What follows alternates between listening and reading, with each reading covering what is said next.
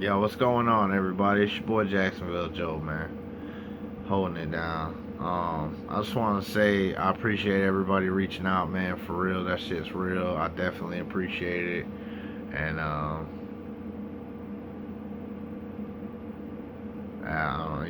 it's real, man. I appreciate it, man. The love shown is just so real between Instagram, Facebook, YouTube. Just everybody hitting me up, the text messages, the phone calls. Um, that shit is real, man. I appreciate the fuck out of that shit. And so I kind of want to tell this story, right? And this isn't a funny story. This is a story about my mom because I want to explain why we're so torn up about it. You know, I mean, it's our mom. We're already going to be torn up about it. But for me personally, why I'm so torn up about it. And I'm sure my brothers and sisters can all relate to the story, so we're gonna go ahead and dive into this. All right. My mom was a double lung transplant patient at the Mayo Clinic. She'd been going there for like 8 years. For eight years, and off and on, she would get sick, have to go to the emergency room, and she was sick like that, so she would have to get rushed to the emergency room if anything. Her CO2 levels would go down. Like there was so many times where she would go in the middle of the night to the emergency room. And back when I lived with her, there were many times where I had to, either call the ambulance or my stepdad would call the ambulance for her, and she would get rushed up there. But she always fought, and she always fought, and there was a few times where we thought we were gonna lose her, and she just bounced back.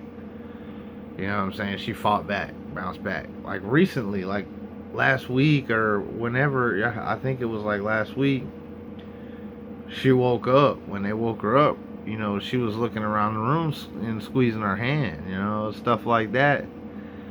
So, in my mind, I'm like, okay, cool, mom's gonna bounce back. This has happened many a time. She's gonna bounce back. She's got a lot of fight in her, and in reality, I think what it was, I think that last time she was awake, and she was, I got to tell her I love her, and she squeezed my hand, and she looked at me, and I almost think that was her saying goodbye, because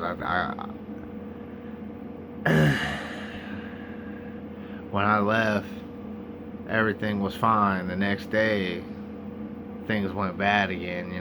We all went up there and saw her, and then shit went bad again, and she got put back under sedation. And okay, so she'd been going to the Mayo Clinic for 8 years. There have been many a times where we had rushed to the emergency room, and things ended up getting better. So we all thought she was gonna bounce back. We still went up there and saw her. Like I almost wish I would have went up there more, but I'm not gonna beat myself up about that because one thing my mom knows about me is that me and hospitals we don't mix well.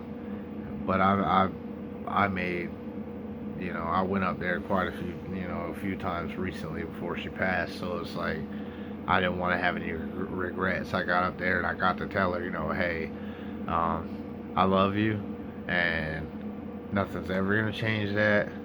And I want you to know that, I told her I was sorry for everything I'd ever done wrong, and that I loved her. I can't tell you how many times I told her that shit, man. It was on repeat. It hurt, and so we all thought she would bounce back. Was the thing. That was why it crushed me so hard. I'm just like, even today when they turned the machines off, it was like okay, in my mind, I'm like, Mom, it's your time to shine. If you ever gonna wake up, you need to wake up now, because this is when this, Like, this is when you need to fight the hardest. And in my mind, it's like I didn't want to give up. I didn't want to give up the hope, you know. I didn't want to give up the thought that, you know, she might snap out of it. When she didn't. But, you know, it was just the many a times that she fought back, dude. Like, even all the way up to the transplants. You know, before she had her lung transplant, she was always in and out of the emergency room and, you know, things like that. And it was just, she'd always bounce back, you know, and it's just crazy. Like, I can't.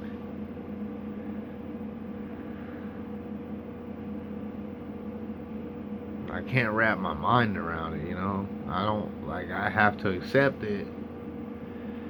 She's gone. But I don't know how. How?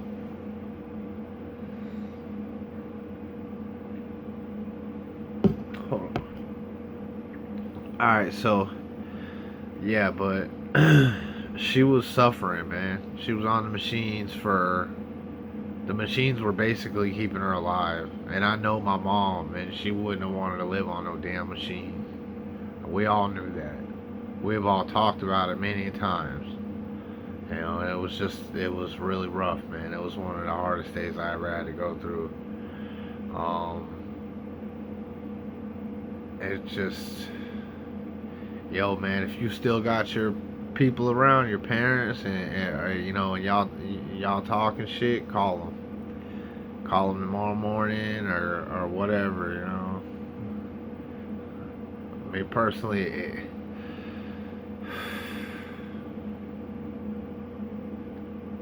I wish I could pick up the phone and call my mom. I don't give a fuck. It's 3 in the morning. I would call and wake her ass up right now. Just tell her, like, hey, I'm on my way to your house. We're gonna go to breakfast. I'm by.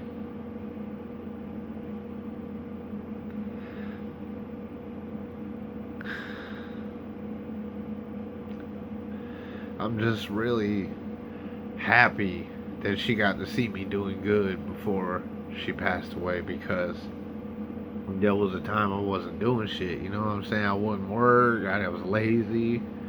You know, I've been shit. I've been going strong for like 8, 9 years now. You know, she watched me.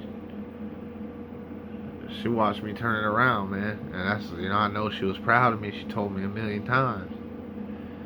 You know, at the time, I'm just like, yeah, I appreciate it. You know how that shit goes, man. And now it's just like, I don't know. I don't even know if I'm even gonna post this fucking video. You know, I just feel like it's just, I don't know what to, you know, like, what the fuck.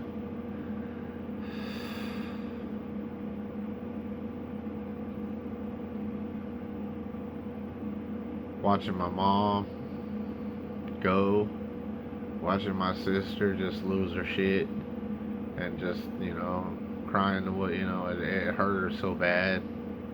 Watching my aunt the way she was, that was tough. That was real tough. I mean, all the, you know, my cousins and shit, you know, they were there. They were kind of losing it. I mean, me and my brothers, you know, we tried to hold it together as much as possible. When everything was all said and done, everybody in the room kind of just let loose, and it was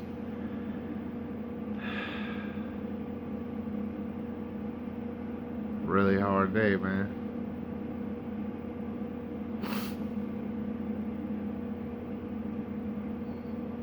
I don't know, man.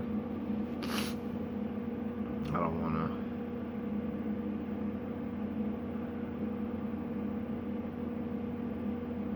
I don't know.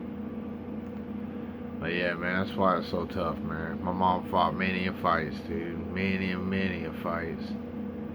many fights. Beat it all too.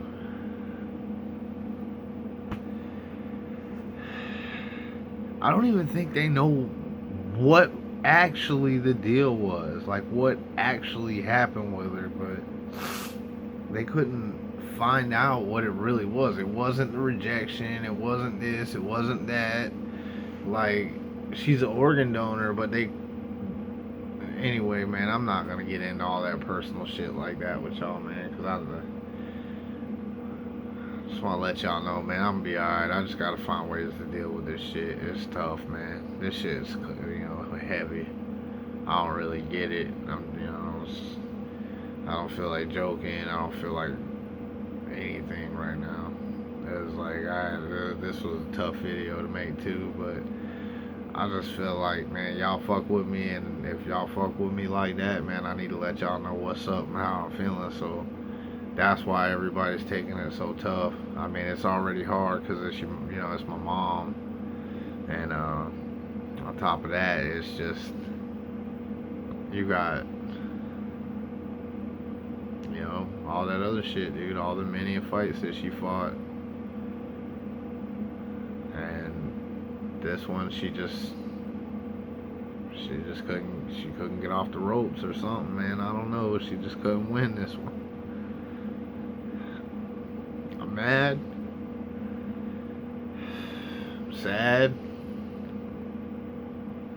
confused, lost,